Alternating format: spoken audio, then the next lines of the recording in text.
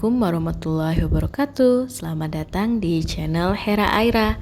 Sesuai dengan judul thumbnail dan tadi pembukaan yang udah aku bikin, bulan ini atau kali ini tepatnya ya teman-teman, aku bakal evaluasi budgeting bulan Juli 2023. Ini udah di penghujung bulan aja ya. Saat aku voice over ini udah tanggal 29 Juli.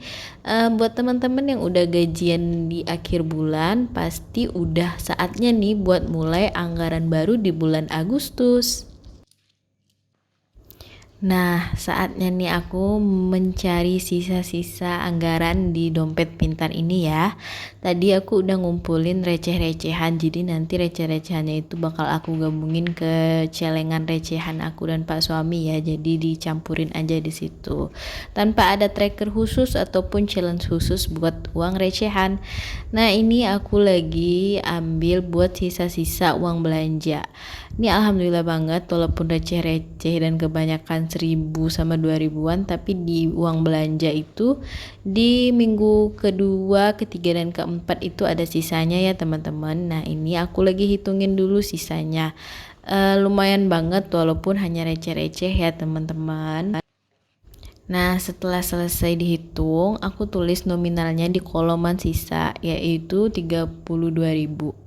Nah, untuk aktualnya ini jadi kayak total keseluruhan yang benar-benar kepake gitu ya.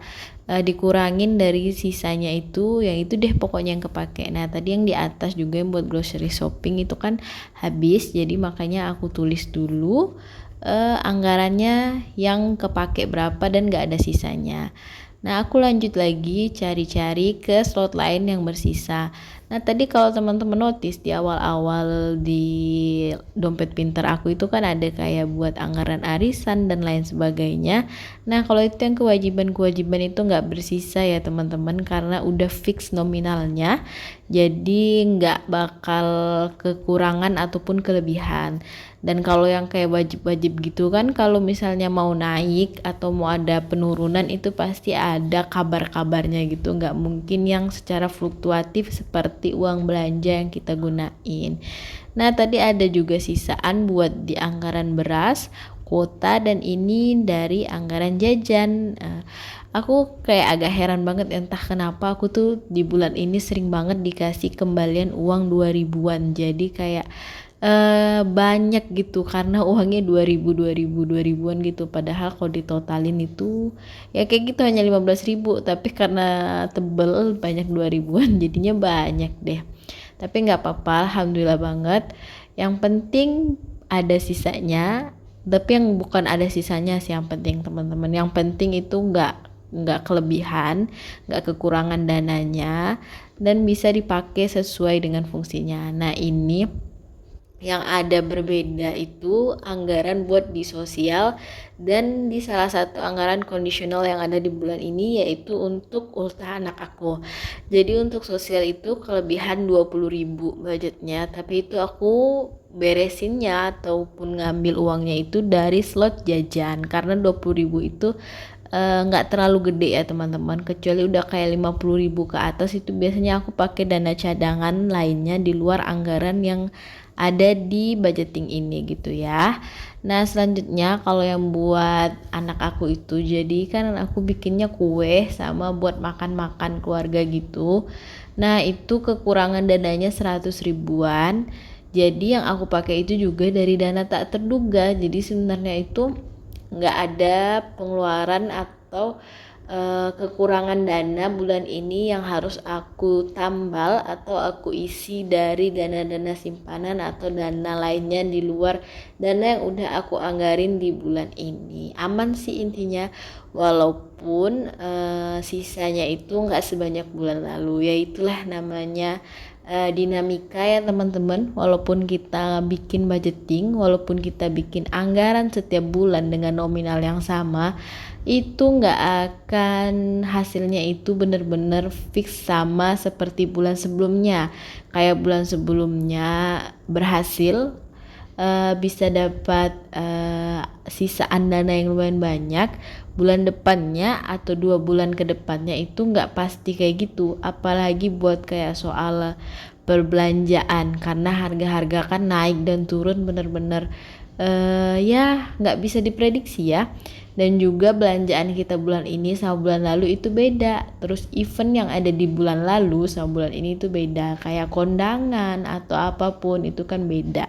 Nah, ngomong-ngomong soal kondangan nih teman-teman, pernah nggak sih teman-teman ngelihat salah satu berita, bukan berita ya, salah satu konten yang viral tentang frugal living, dimana dengan gaji sekitar sekian gitu, yang konten kreatornya menyampaikan bisa beli mobil dalam waktu 3 tahun, bisa beli rumah dalam waktu 5 tahun, dan dimana salah satu di budgetingnya itu ditanyain nih sama netizen, kok nggak ada anggaran sosial, kok nggak ke kondangan. Alasannya dari dia lebih baik dia kayak nggak kondangan, nggak ke sosial gitu, karena dananya udah fix gitu ya.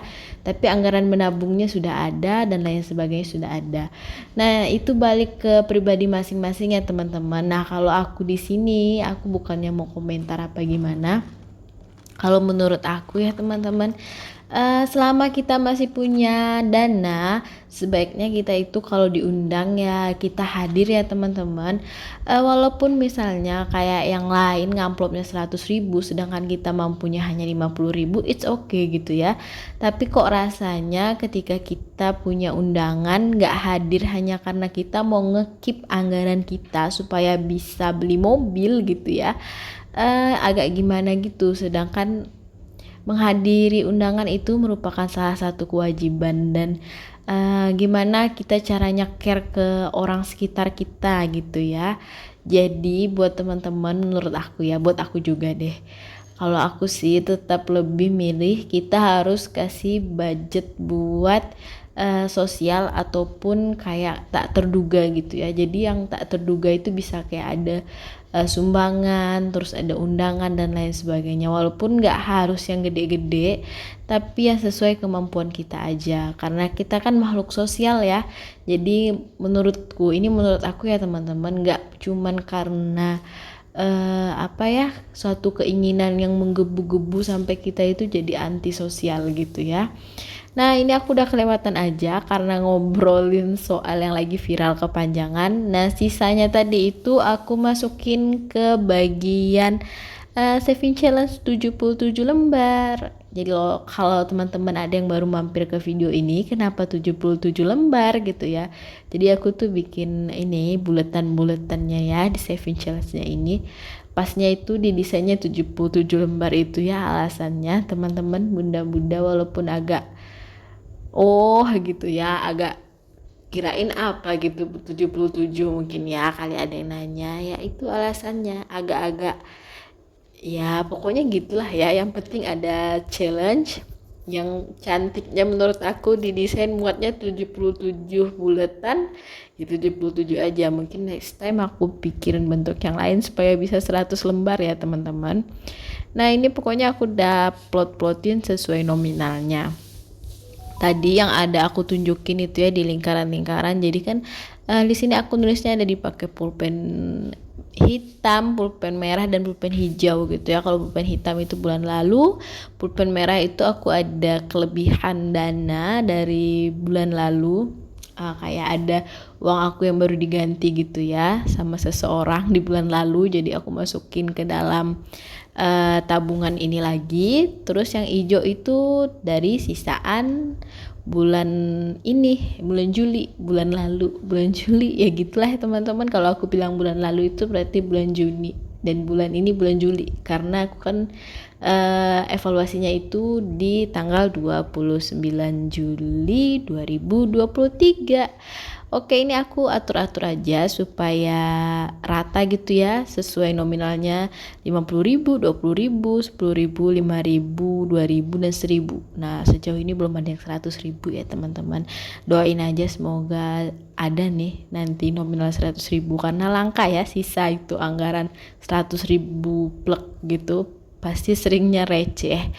Nah ini aku seneng banget ya, ternyata challenge banyak lembar kayak gini, berlembar-lembar itu hasilnya tuh gendut gitu ya, kayak kayak apa sih, kayak penuh gitu, kayak banyak banget uangnya. Semoga aja ini uangnya berkah, bisa dibeliin sesuatu yang bermanfaat gitu ya. Ntar kalau udah penuh kita hitung sama-sama. Oke, makasih banget yang udah nonton video sejauh ini. Mohon maaf banget kalau ada kesalahan atau ada pendapat yang gak sesuai. See you in the next video, bye bye.